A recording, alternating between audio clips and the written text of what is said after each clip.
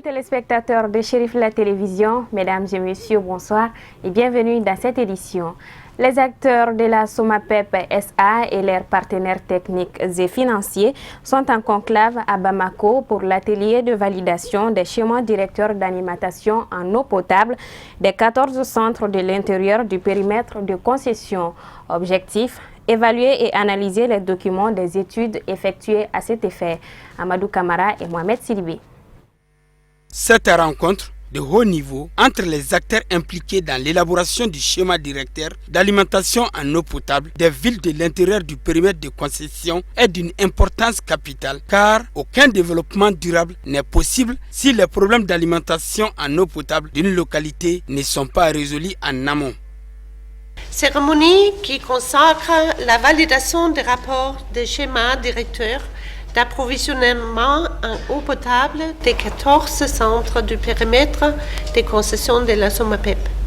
Ces schémas directeurs sont le fruit du partenariat entre les gouvernements du Mali et du Danemark pour l'amélioration des conditions de vie des populations par un meilleur accès à l'eau potable et à l'assainissement, notamment les plus pauvres et à bas prix. La période de réalisation du schéma directeur d'alimentation en eau potable est le moment privilégié pour poser les problèmes, identifier les besoins, trouver des solutions validées par tous et programmer à l'avance les investissements. Cette rencontre a pour objectif justement d'échanger sur les schémas directeurs d'alimentation en eau potable des centres de l'intérieur. Les centres de l'intérieur relevant du périmètre de concession, ce sont des centres qui ont été confiés, n'est-ce pas, à la SOMAPEP SA et à la SOMAGEP SA pour gestion. Alors ces centres, à l'instar de Bamako, ne disposaient pas de schéma directeur, donc d'outils de planification. Alors ces outils de planification ont été élaborés pour chacun des centres et permettront justement d'avoir une visibilité à court, moyen et long terme sur les investissements à effectuer dans chacune de ces villes. Donc, quelles sont les relations à effectuer, à quel horizon, en tenant compte de la croissance démographique, en tenant compte, n'est-ce pas, de l'expansion géographique. Alors, c'est de tout cela que nous allons discuter au cours de cet atelier avec l'ensemble des acteurs. Quand les acteurs, n'est-ce pas, politiques, donc les élus, les acteurs administratifs, les préfets, les acteurs techniques donc des différents départements aussi sont là pour échanger sur ces schémas directeurs qui sont des outils de planification extrêmement importants pour notre pays en matière de développement de l'hydrologie urbaine. Ces schémas directeurs permettront de sortir du pilotage à vue.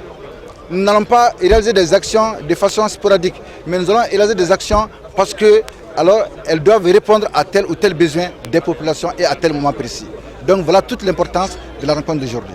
Durant 2 jours, les participants vont examiner les résultats des études menées dans les différentes localités afin d'échanger sur les perspectives d'accès à l'eau potable.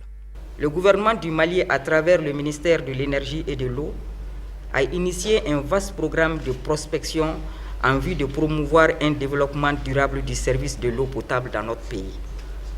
Les réflexions sur les résultats de ces études, conjointement menées par les services techniques du département et les partenaires techniques et financiers, ont abouti à ce qu'on a convenu d'appeler le schéma directeur d'approvisionnement en eau potable. Ce document de planification et de programmation constitue des outils permettant de mieux structurer et de prioriser les investissements dans la chaîne de production et de distribution d'eau potable dans les centres gérés par la Société malienne de patrimoine de l'eau potable et la Société malienne de gestion de l'eau potable.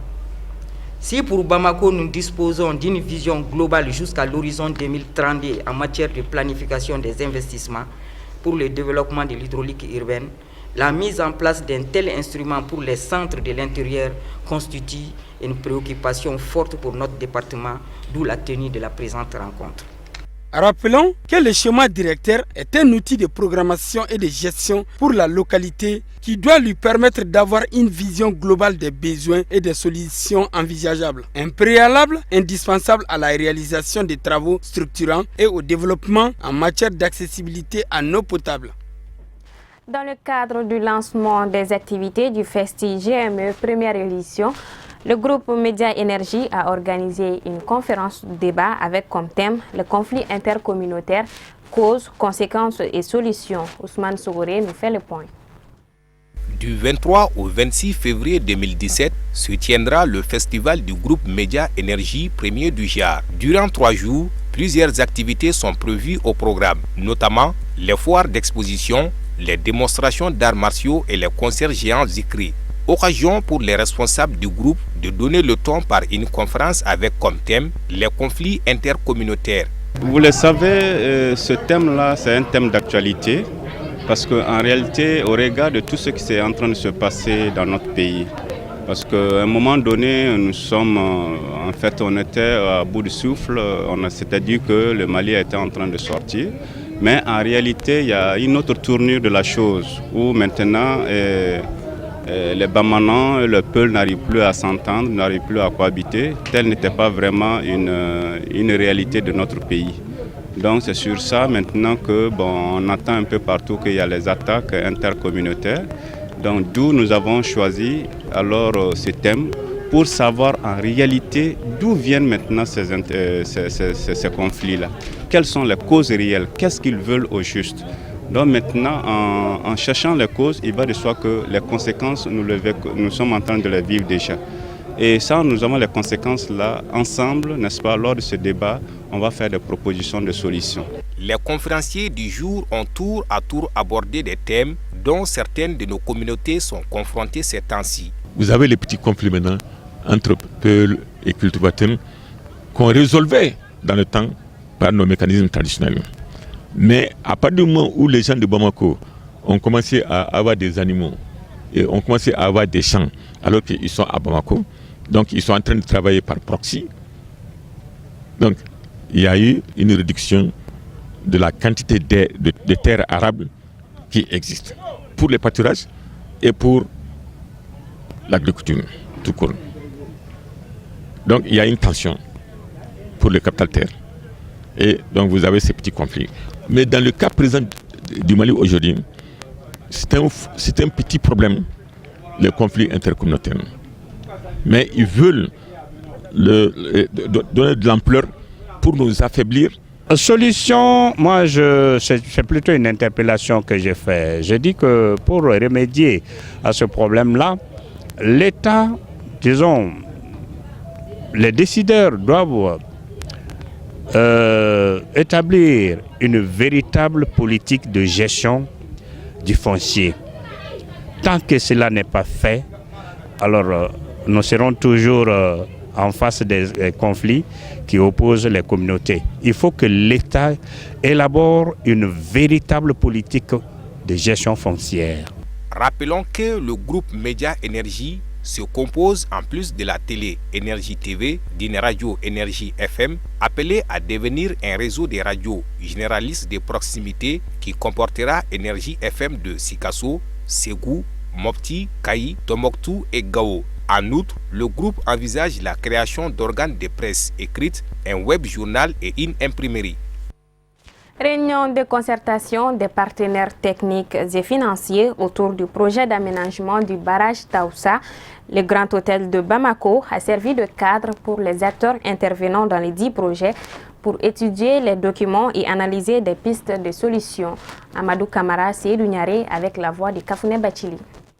Le projet d'aménagement de Taoussa s'inscrit dans une version globale de développement rural et de réduction de la pauvreté à travers l'amélioration de l'autosuffisance alimentaire par l'augmentation, la diversification et la valorisation des productions agricoles, pastorales et piscicoles. Le barrage de Taoussa, c'est un projet structurant pour la République du Mali ainsi que les pays limitrophes comme la Guinée et le Niger et au-delà jusqu'au Nigeria parce que c'est un barrage sur le fleuve du Niger qui prend sa source en Guinée.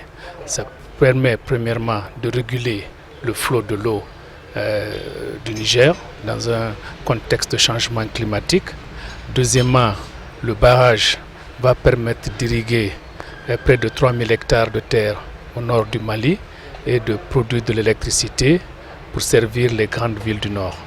Donc c'est l'un des projets les plus structurants de la zone. du Nord. Il y a plusieurs bailleurs de fonds, il y a presque 8 bailleurs de fonds et le projet a été approuvé depuis 2008. Et si la route a eu un début d'exécution, le barrage lui-même n'a pas commencé. Donc ça plombe non seulement le portefeuille du Mali au niveau de ses bailleurs de fonds, mais aussi ça empêche aujourd'hui de voir les résultats sur le terrain. Si le projet a été approuvé en 2008, aujourd'hui on aurait dû voir les résultats. Donc pour des questions que vous savez autant que moi, sécurité du Nord, le projet, son exécution a retardé.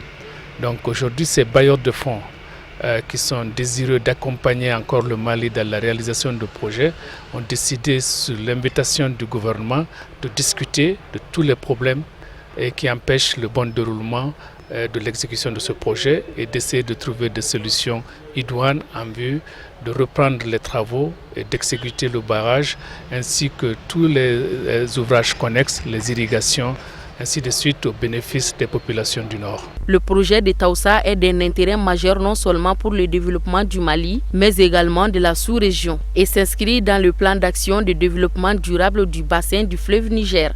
Le projet de Taoussa est un projet très important, initié par le Mali pour faire face au problème de développement dans la partie nord du pays. Et aujourd'hui aussi, il est un facteur déterminant dans l'instauration de la paix de façon durable.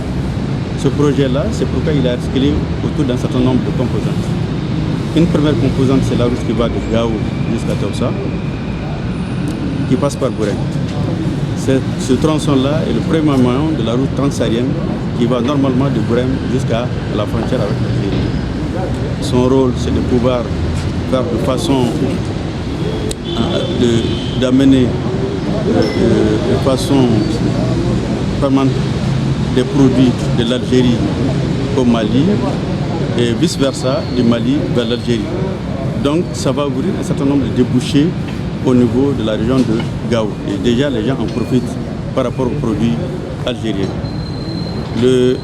La seconde composante, c'est le barrage, qui est une infrastructure très importante. Cette infrastructure a été décidée dans le cadre d'abord de la BEN, puis soutenue par le Mali.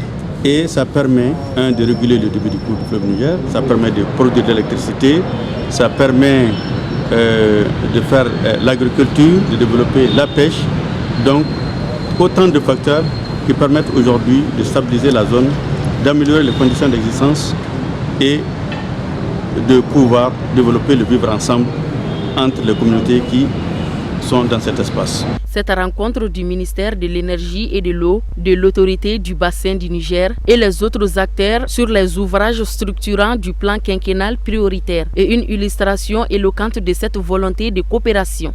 Le ministre Maliki Al-Ousseini a souhaité que les travaux aboutissent à la mise en œuvre de ce projet afin de combler les attentes des populations qui ont beaucoup souffert des années de sécheresse. Investiture du nouveau président somalien ce mercredi 22 février. Mohamed Abdoulaye Mohamed, alias Farmajo, sera le 9e président somalien depuis l'indépendance et la tâche qui l'attend est immense. Commentaire Khadija Kité. Élu le 8 février dernier, le président Mohamed Abdoulaye Mohamed, alias Farmajo, a été investi mercredi à Mogadiscio. Durant la campagne électorale, il avait promis de lutter contre la corruption et d'améliorer le quotidien des Somaliens, notamment les services de santé du pays. L'attentat de dimanche perpétré à Mogadiscio et qui a tué 39 personnes rappelle à tous que son principal objectif est de rétablir la sécurité. Farmajo s'est donné 2 ans pour éradiquer les Chebab, le groupe terroriste qui mène la guerre aux autorités centrales depuis plus de 6 ans. Ainsi, la sécurité est devenue l'urgence numéro 1 du président Farmajo. Il a par ailleurs envoyé des émissaires au Kenya et en Éthiopie pour réaffirmer aux dirigeants de ces pays qu'ils partageaient le même objectif qu'eux, à savoir éradiquer le terrorisme. Outre la sécurité, le nouveau président doit faire face à une urgence humanitaire, la famine, qui menace des millions de Somaliens en raison de la sécheresse qui sévit dans le pays. Sa première décision en tant que président a d'ailleurs été de convoquer une réunion de crise sur l'urgence humanitaire. Le président somalien s'est aussi fixé comme priorité de lutter contre la corruption. Difficile de dire s'il pourra en 4 ans parvenir à des résultats dans un pays où ce fléau est ancré dans les mœurs depuis des décennies. Et le reste de l'actualité hors de nos frontières, c'est tout de suite en bref et en images avec Moussa Fomba.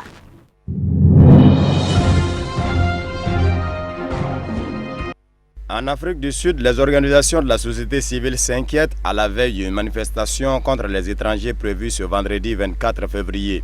Un groupe d'habitants de Pretoria a prévu un rassemblement pour protester contre les étrangers qu'ils estiment responsables du chômage et du trafic de drogue. Depuis 10 jours, les incidents contre les étrangers se multiplient autour de Johannesburg et de Pretoria. La diaspora africaine, la société civile et la Commission des droits de l'homme mettent en garde. Les étrangers vivant dans le pays ne sont pas responsables de tous les maux. Au départ des violences, des habitants d'un quartier sud de Johannesburg en colère contre les Nigérians qu'ils accusent de trafic de drogue et de prostitution. Des maisons soupçonnées d'être des lieux de prostitution ont été incendiées. Mais depuis, les incidents se sont propagés, notamment aux commerçants étrangers. Pour la Commission sud-africaine des droits de l'homme, même si les Sud-Africains ont des préoccupations légitimes, ils ne doivent pas se faire justice eux-mêmes.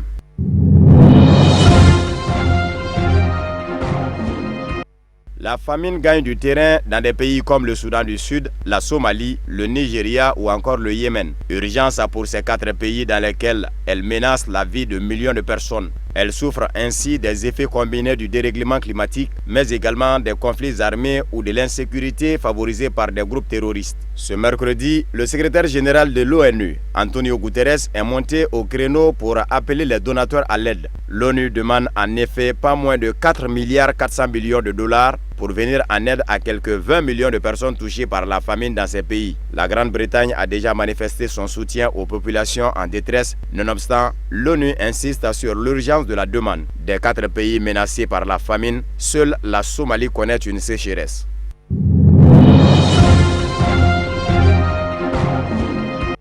En République démocratique du Congo, le gouvernement assure qu'une enquête va finalement être menée sur des massacres révélés par des vidéos non identifiées mais diffusées sur Internet. Ces vidéos mettent en cause des soldats congolais en poste dans le Kasaï central et le Kasaï oriental. Ces soldats sont soupçonnés d'avoir massacré des civils désarmés. Jusqu'au week-end dernier, le gouvernement avait qualifié ces vidéos de montage grossier, refusant de mener des investigations sur les agissements de ces forces armées. Il annonce qu'une commission d'enquête composée de hauts magistrats militaires va se rendre dans le Kasaï. Son but, clarifier les actes de violence révélés par 3 vidéos circulant sur les réseaux sociaux ces derniers jours. Des vidéos qui montrent des hommes en uniforme tirer sur des civils et notamment des mineurs armés au mieux de bâtons.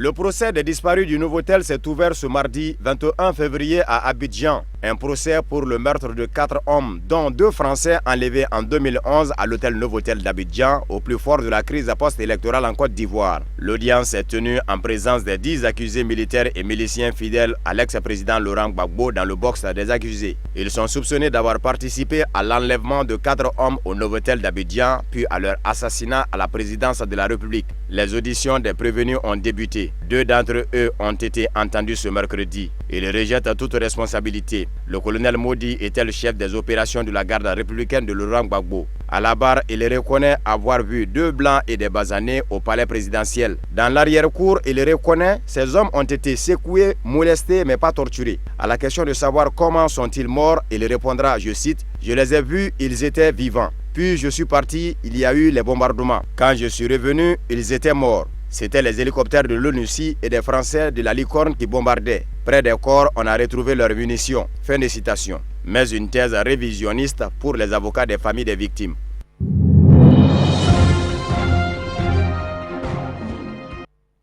C'est ce qui met fin à cette édition. Merci de l'avoir suivi. Le programme continue sur Chérif la Télévision. À très bientôt.